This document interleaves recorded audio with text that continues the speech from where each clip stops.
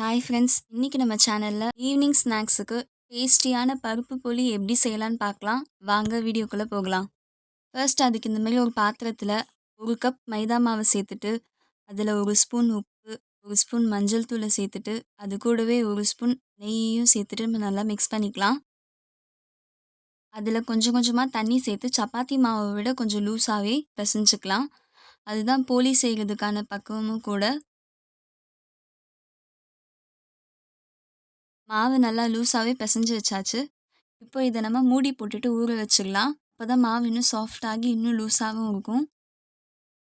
இப்போது நம்ம ப்ரெஷர் குக்கரில் 2 மணி நேரத்துக்கு முன்னாடி ஊற வச்ச 1 கப் கடலைப்பருப்பை சேர்த்துட்டு அது கூட கொஞ்சம் வேகிற அளவுக்கு தண்ணி ஊற்றிடலாம்.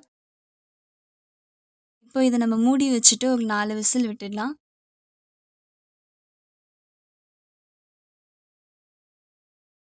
வாங்க இப்போ கடலைப்பருப்பை திறந்து பார்க்கலாம். இப்போ நம்ம வேக வச்ச கடலைப்பருப்பை தனியாக ஒரு பாத்திரத்தில் போட்டுக்கலாம். பாருங்க, பருப்பு நல்லா வெந்திருக்கு, மசியுது. இந்த நேரத்தில் ஒரு கரண்டி எடுத்து நம்ம பருப்பெல்லாம் நல்லா நசுக்கிக்கலாம்.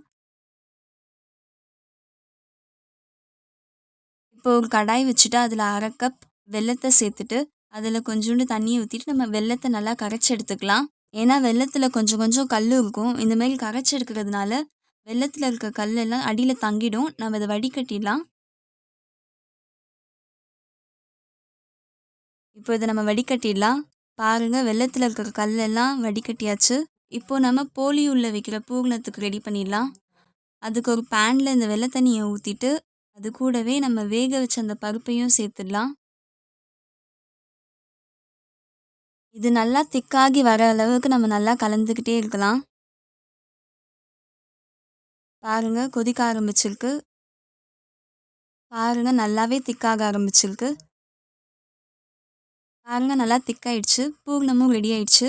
இப்போது நம்ம போலி செய்கிறதுக்கு ரெடி பண்ணிடலாம். நம்ம ஊற வச்ச அந்த மாவை எடுத்துக்கலாம். நல்லா ஊறி ரொம்ப லூஸாக அழகாக வந்திருக்கு. அதுக்கு ஃபஸ்ட் நம்ம சப்பாத்தி தரட்டுறதுல இந்தமாரி ஒரு பட்டர் ஷீட் வச்சிடலாம். அதுக்கு மேலே லேசாக நெய் தடவி விட்டுடலாம் ஃபுல்லாக.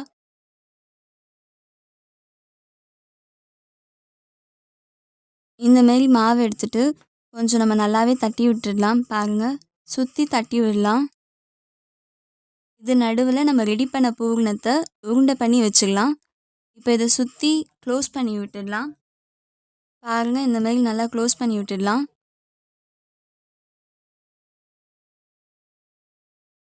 பாருங்கள், நல்லா க்ளோஸ் பண்ணி வச்சாச்சு.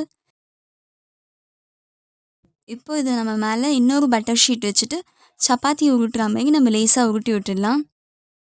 இந்தமாரி பட்டர் ஷீட் வச்சு உருட்டினா நல்லா ஈஸியாக இருக்கும் நமக்கு. பட்டர் ஷீட் இல்லைனாலும் பிரச்சனை இல்லை.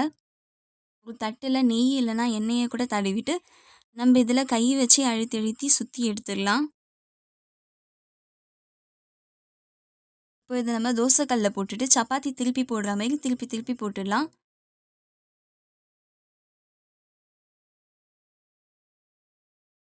ரொம்ப நேரம் ஒரே சைடில் வைக்க வேணாம், இல்லாட்டி தீஞ்சிடும். அதனால் நம்ம அப்பப்போ திருப்பி திருப்பி போடலாம். இது நல்லாவே கலர் மாறி வர வரைக்கும் நம்ம அப்பப்போ திருப்பி திருப்பி போட்டுகிட்டே இருக்கலாம்.